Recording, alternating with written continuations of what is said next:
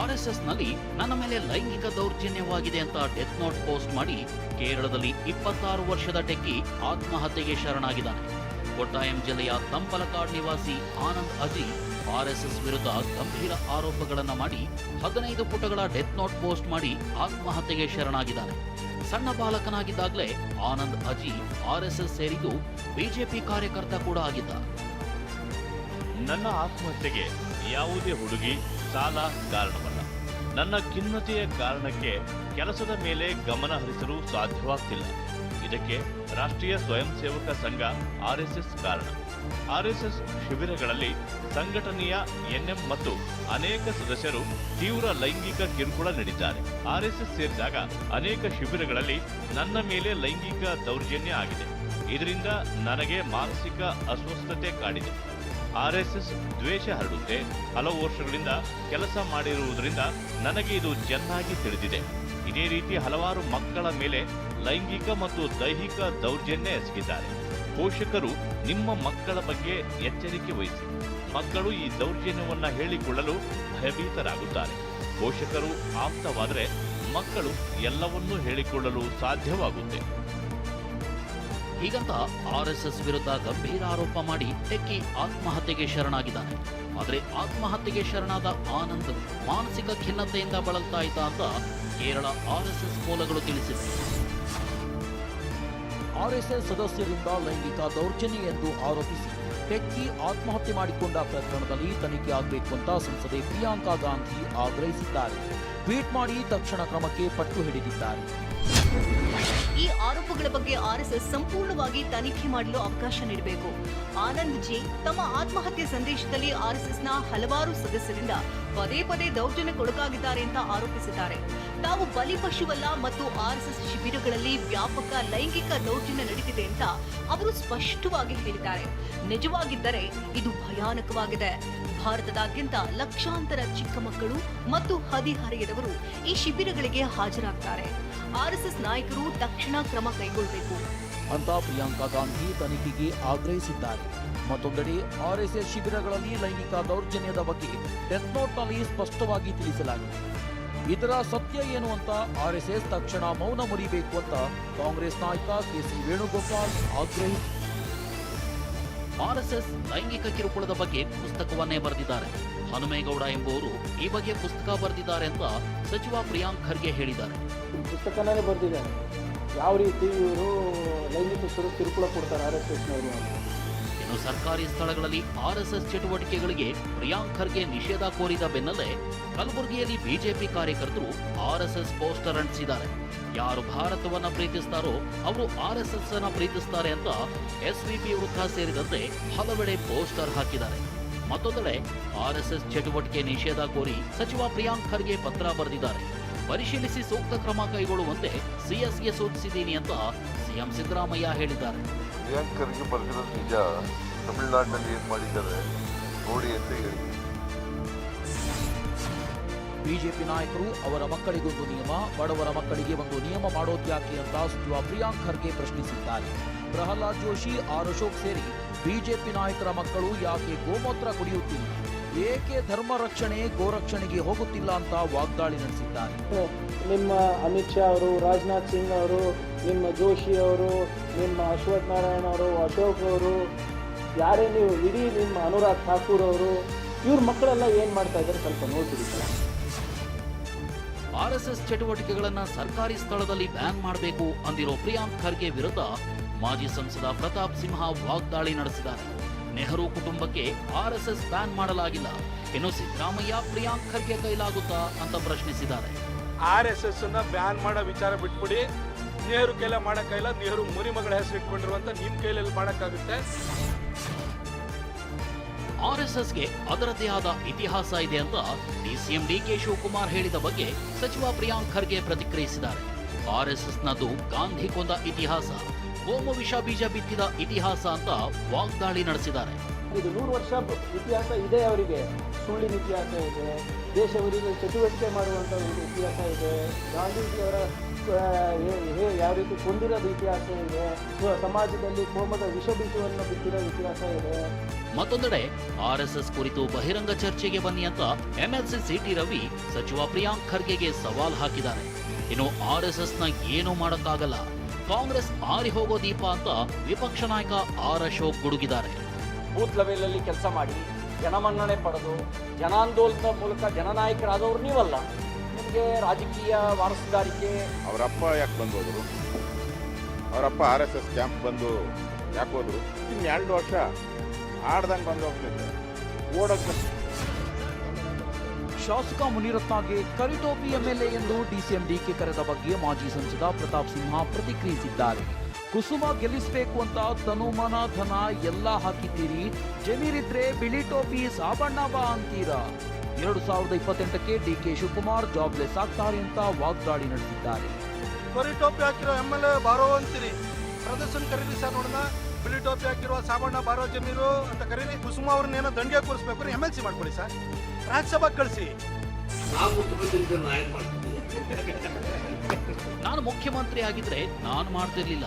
ಹೀಗಂತ ಉತ್ತರ ಕನ್ನಡದ ದಾಂಡೇಲಿಯಲ್ಲಿ ರಾಜ್ಯ ಸರ್ಕಾರದ ಗ್ಯಾರಂಟಿ ಯೋಜನೆ ಬಗ್ಗೆ ಹಿರಿಯ ಶಾಸಕ RV ದೇಶಪಾಂಡೆ ವ್ಯಂಗ್ಯವಾಡಿದ್ದಾರೆ.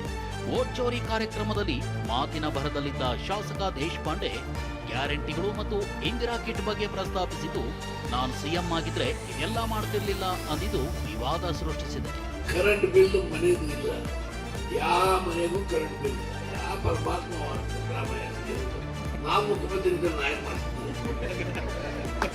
ಸಿದ್ದರಾಮಯ್ಯ ಸರ್ಕಾರ 5 ಗ್ಯಾರಂಟಿಗಳು, 2,000 ರೂಪಾಯಿ ತಿಂಗಳ ಹೆಣ್ಮಕ್ಳು, ಲಾಟ್ರಿ. ಮಾಜಿ ಸಚಿವ RV ದೇಶಪಾಂಡೆ ಗ್ಯಾರಂಟಿ ಯೋಜನೆಗಳ ಬಗ್ಗೆ ಲಘುವಾಗಿ ಮಾತನಾಡಿದ ಬೆನ್ನಲ್ಲೇ ಸಿಎಂ ಸಿದ್ದರಾಮಯ್ಯ ಕರೆ ಮಾಡಿ ಸ್ಪಷ್ಟೀಕರಣ ಕೇಳಿದ್ದಾರೆ.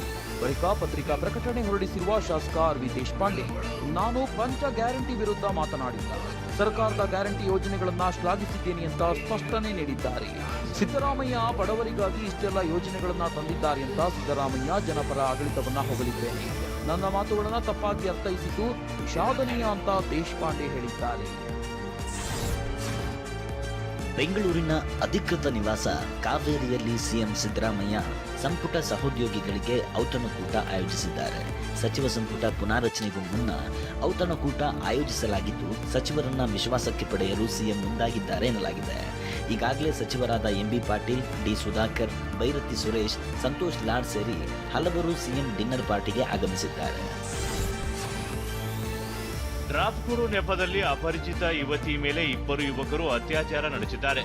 ಚಿಕ್ಕಬಳ್ಳಾಪುರದಲ್ಲಿ ಈ ಹೇಯ ಕೃತ್ಯ ನಡೆದಿದ್ದು, ಆರೋಪಿಗಳಾದ ಸಿಕಂದರ್ ಹಾಗೂ ಜನಾರ್ದನ್ನನ್ನ ಪೊಲೀಸರು ಬಂಧಿಸಿದ್ದಾರೆ. ಆರೋಪಿಗಳು ಯುವತಿಯನ್ನ ಬೈಕ್ನಲ್ಲಿ ಕರೆದೊಯ್ಯುವ ದೃಶ್ಯ ಸಿಸಿಟಿವಿಯಲ್ಲಿ ಸೆರೆಯಾಗಿದೆ. ಸಂತ್ರಸ್ತ ಯುವತಿ ಮಂಚೇನಹಳ್ಳಿಯಿಂದ ಚಿಕ್ಕಬಳ್ಳಾಪುರಕ್ಕೆ ಕೆಲಸ ಅರಸಿಕೊಂಡು ಬಂದಿದ್ಲು. ವಾಪಸ್ ಮಂಚೇನಹಳ್ಳಿಗೆ ನಡೆದುಕೊಂಡು ಹೋಗ್ತಿದ್ದಾಗ ಡ್ರಾಪ್ ಕೊಡೋದಾಗಿ ಆರೋಪಿಗಳು ಪುಸಲಾಯಿಸಿದ್ದಾರೆ. ಬಳಿಕ ನಿರ್ಜನ ಪ್ರದೇಶಕ್ಕೆ ಕರೆದೊಯ್ದು ಅತ್ಯಾಚಾರ ನಡೆಸಿದ್ದಾರೆ. ಈ ಸಂಬಂಧ ಚಿಕ್ಕಬಳ್ಳಾಪುರ ಮಹಿಳಾ ಠಾಣೆಯಲ್ಲಿ ದೂರು ದಾಖಲಾಗಿದ್ದು, 24 ಗಂಟೆಯಲ್ಲೇ ಪೊಲೀಸರು ಆರೋಪಿಗಳನ್ನ ಬಂಧಿಸಿದ್ದಾರೆ. ಇನ್ನು ಸಂತ್ರಸ್ತ ಯುವತಿಯನ್ನ ಸ್ವಾಧಾರ ಕೇಂದ್ರದಲ್ಲಿ ಇರಿಸಿ ಆರೈಕೆ ಮಾಡಲಾಗ್ತಿದೆ. ಬೆಂಗಳೂರಿನಲ್ಲಿ ಮದುವೆಗೆ ನಿರಾಕರಿಸಿದ ಪ್ರಿಯತಮೆಯನ್ನೇ ಕಿಡ್ನಾಪ್ ಮಾಡಿದ ಪ್ರಕರಣ ನಡೆದಿದೆ. ಈ ಸಂಬಂಧ ಮೆಕ್ಯಾನಿಕ್ ರಂಗ ಸೇರಿ 5ರನ್ನ ಬಂಧಿಸಲಾಗಿದೆ. ಮೆಕ್ಯಾನಿಕ್ ರಂಗನ ಈ love and kidnap story Shivanna ನಟನೆಯ ಉಪೇಂದ್ರ ನಿರ್ದೇಶನದ ಓಂ ಸಿನಿಮಾವನ್ನ ಮೀರಿಸುವಂತಿದೆ. ಇನ್ಸ್ಟಾಗ್ರಾಂನಲ್ಲಿ ಪಾಗಲ್ ಪ್ರೇಮಿ ರಂಗನಿಗೂ ಯುವತಿಗೂ ಪರಿಚಯವಾಗಿತ್ತು. ರಂಗ ಯುವತಿಗೆ ಪ್ರಪೋಸ್ ಮಾಡಿದ್ದ. ಕೆಲ ದಿನಗಳ ಬಳಿಕ ಯುವತಿ ಓಕೆ ಅಂದಿದ್ಲು. ಹೀಗಿರುವಾಗಲೇ ರಂಗ ತನ್ನ ಸ್ನೇಹಿತನಿಗಾಗಿ ಭದ್ರಾ ಎಂಬಾತನ ಕೊಲೆ ಮಾಡಿ ಜೈಲು ಪಾಲಾಗಿದ್ದ. ಇದಾದ ಬಳಿಕ ಯುವತಿ ರಂಗನಿಂದ ದೂರವಾಗಿತ್ತು. ಜೈಲಿನಿಂದ ಬೇಲ್ ಮೇಲೆ ಹೊರಗೆ ಬಂದಿದ್ದ ರಂಗ ತನ್ನನ್ನ ಮದುವೆಯಾಗುವಂತೆ ಯುವತಿ ಹಿಂದೆ ಬಿದ್ದಿದ್ದ. ಆದ್ರೆ ಯುವತಿ ನೀನಂದ್ರೆ ನನಗೆ ಇಷ್ಟ ಇಲ್ಲ ಅಂತ ರಂಗನನ್ನ ನಿರಾಕರಿಸಿದ್ಲು. ಇದರಿಂದ ಸಿಟ್ಟಿಗೆದ್ದ ರಂಗ ಸಹಚರರ ಜೊತೆ ಯುವತಿಯ ಮನೆಗೆ ನುಗ್ಗಿ ಮತ್ತು ಝಳಪಿಸಿದ್ದ. ಪ್ರಿಯತಮೆಯ ಕುತ್ತಿಗೆಗೆ ಚಾಕುವಿನಿಟ್ಟು ಕಿಡ್ನಾಪ್ ಮಾಡಿದ್ದ. ನಡು ರಸ್ತೆಯಲ್ಲೇ ಲಾಂಗ್ ತೋರಿಸುತ್ತಾ ಎಸ್ಕೇಪ್ ಆಗಿದ್ದ. ಆದ್ರೆ ಕಿಡ್ನಾಪ್ ಮಾಡಿದ 12 ಗಂಟೆಯಲ್ಲೇ ಸುಬ್ರಹ್ಮಣ್ಯಪುರ ಪೊಲೀಸರು ರಂಗ ಸೇರಿದಂತೆ 5ರನ್ನ ಬಂಧಿಸಿದ್ದಾರೆ.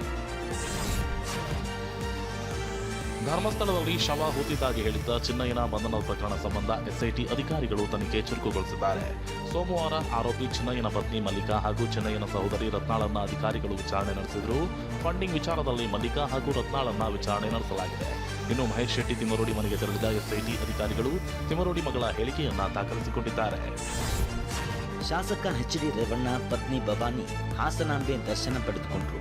ಅರ್ಧ ಗಂಟೆಗೂ ಹೆಚ್ಚು ಕಾಲ ಹಾಸನಾಂಬೆ ಗರ್ಭಗುಡಿಯಲ್ಲಿ ಪೂಜೆ ಸಲ್ಲಿಸಿದ ಎಚ್.ಡಿ. ರೇವಣ್ಣ ದಂಪತಿ ಕುಟುಂಬ ಸದಸ್ಯರ ಹೆಸರು ಹೇಳಿ ಅರ್ಚನೆ ಮಾಡಿಸಿದರು. ಪೂಜೆ ಬಳಿಕ ಆರತಿ ತಟ್ಟೆಗೆ ಗರಿಗರಿ ನೋಟುಗಳನ್ನು ಹಾಕಿದ ಎಚ್.ಡಿ. ರೇವಣ್ಣ ಒಂದು ಹಿಡಿ ದೇವರ ಕುಂಕುಮ ಪಡೆದುಕೊಂಡರು. Supreme Court CJI BR Gavai ಅವರ ಬಗ್ಗೆ ಕೆಟ್ಟ ಕಮೆಂಟ್ ಮಾಡಿದ್ದವರ ವಿರುದ್ಧ ಬೆಂಗಳೂರು ಸಿಬಿಐ ಸೈಬರ್ ಠಾಣೆಯಲ್ಲಿ ಎಫ್ಐಆರ್ ದಾಖಲಾಗಿದೆ.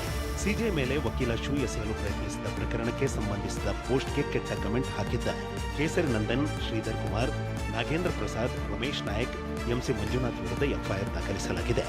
ಅವಹೇಳನ, ಬೆದರಿಕೆ ಹಾಕುವ ರೀತಿ ಕಮೆಂಟ್ ಹಿನ್ನೆಲೆಯಲ್ಲಿ ಕೇಸ್ ದಾಖಲಿಸಲಾಗಿದೆ. ಕೇಸ್ ದಾಖಲಿಸಿ ತನಿಖೆಗೆ ಇಳಿದಿರುವ ಪೊಲೀಸರು ಆರೋಪಿಗಳ ಫೇಸ್ಬುಕ್ ಖಾತೆಗಳ ಮಾಹಿತಿ ನೀಡುವಂತೆ ಮೆಟಾಗೆ ಪತ್ರ ಬರೆದಿದ್ದಾರೆ. ಆರೋಪಿಗಳ ಖಾತೆ ವಿವರ ಬಂದ ಬಳಿಕ ಮುಂದಿನ ಕ್ರಮ ಕೈಗೊಳ್ಳಲಿದ್ದಾರೆ. ಬಿಹಾರ ಚುನಾವಣೆಗೆ ಬಿಜೆಪಿ ಅಭ್ಯರ್ಥಿಗಳ ಮೊದಲ ಪಟ್ಟಿ ಬಿಡುಗಡೆಗೆ ಕ್ಷಣಗಣನೆ ಆರಂಭವಾಗಿದೆ. ಸಾಕಷ್ಟು ಹಗ್ಗಜಗ್ಗಾಟದ ಬಳಿಕ ಎನ್ಡಿಎ ಮೈತ್ರಿಕೂಟದಲ್ಲಿ ಸೀಟು ಹಂಚಿಕೆ ಬಹುತೇಕ ಅಂತಿಮವಾಗಿದೆ ಎನ್ನಲಾಗಿದೆ. ಮೂಲಗಳ ಪ್ರಕಾರ ಜೆಡಿಯು ಮತ್ತು ಬಿಜೆಪಿ ತಲಾ 101 ಸೀಟುಗಳಲ್ಲಿ ಸ್ಪರ್ಧಿಸಲಿವೆ. ಚಿರಾಗ್ ಪಾಸ್ವಾನ್ ಅವರ ಎಲ್ಜೆಪಿಗೆ 29 ಸೀಟು, ಉಪೇಂದ್ರ ಕುಶ್ವಾ ಅವರ ರಾಷ್ಟ್ರೀಯ ಲೋಕ್ ಮೋರ್ಚಾ ಮತ್ತು ಜಿತನ್ ರಾಮ್ ಮಾನ್ಸಿ ಅವರ ಹಿಂದೂಸ್ತಾನಿ ಅವಾಮ್ ಮೋರ್ಚಾಗೆ ತಲಾ 6 ಸೀಟ್ ಪಡೆಯಲಿದೆ. ಬಿಹಾರ ಚುನಾವಣೆಯ ಹೊಸ್ತಿಲಲ್ಲಿ ದೆಹಲಿ ನ್ಯಾಯಾಲಯ ಆರ್ಜೆಡಿ ನಾಯಕ ಲಾಲೂ ಪ್ರಸಾದ್ ಯಾದವ್ ಕುಟುಂಬಕ್ಕೆ ಶಾಕ್ ನೀಡಿದೆ. ಐಆರ್ಸಿಟಿಸಿ ಹಗರಣ ಪ್ರಕರಣದಲ್ಲಿ ಲಾಲೂ ಪ್ರಸಾದ್ ಯಾದವ್, ಲಾಲೂ ಪತ್ನಿ ರಾಬ್ಡಿ ದೇವಿ, ಪುತ್ರ ತೇಜಸ್ವಿ ಯಾದವ್ ವಿರುದ್ಧ ಮೋಸ, ಕ್ರಿಮಿನಲ್ ಷಡ್ಯಂತ್ರ ಮತ್ತು ಭ್ರಷ್ಟಾಚಾರ ನಿಯಂತ್ರಣ ಕಾಯ್ದೆಯ ಸೆಕ್ಷನ್ಗಳ ಅಡಿಯಲ್ಲಿ ಕೋರ್ಟ್ ದೋಷಾರೋಪ ಹೊರಿಸಿದೆ. ರಾಜಸ್ಥಾನ ಮತ್ತು ಮಹಾರಾಷ್ಟ್ರದಲ್ಲಿ 20ಕ್ಕೂ ಅಧಿಕ ಮಕ್ಕಳ ಜೀವ ತೆಗೆದ ಕೋಲ್ಡ್ರೀಫ್ ಕೆಮ್ಮಿನ ಸಿರಪ್ ಕಂಪನಿಯ ಲೈಸೆನ್ಸ್ನ ತಮಿಳುನಾಡು ಸರ್ಕಾರ ರದ್ದು ಮಾಡಿದೆ. ಈ ವಿಷಭರಿತ ಸಿರಪ್ನ ತಯಾರಿಕಾ ಕಂಪನಿ ಶ್ರೀಸನ್ ಫಾರ್ಮಾಗೆ ಸಂಬಂಧಪಟ್ಟ 7 ಸ್ಥಳಗಳ ಮೇಲೆ ಇಡಿ ದಾಳಿ ನಡೆಸಿದೆ. ಅಕ್ರಮ ಹಣ ವರ್ಗಾವಣೆ ಕುರಿತು ತನಿಖೆ ನಡೆದಿದೆ. 2025ರ ಅರ್ಥಶಾಸ್ತ್ರ ವಿಭಾಗದ ನೊಬೆಲ್ ಪ್ರಶಸ್ತಿ 3 ಸಂಶೋಧಕರಿಗೆ ಒಲಿದಿದೆ. ಆರ್ಥಿಕ ಬೆಳವಣಿಗೆ ಬಗ್ಗೆ ಹೊಸ ಬೆಳಕು ಚೆಲ್ಲಿದ್ದ ಸಾಧನೆಗಾಗಿ ಸಂಶೋಧಕರಾದ ಮೊಖೇರ್, ಆಖಿಯನ್ ಮತ್ತು ಹೋವಿಟ್ ಅವರಿಗೆ ನೊಬೆಲ್ ಗೌರವ ಸಿಕ್ಕಿದೆ.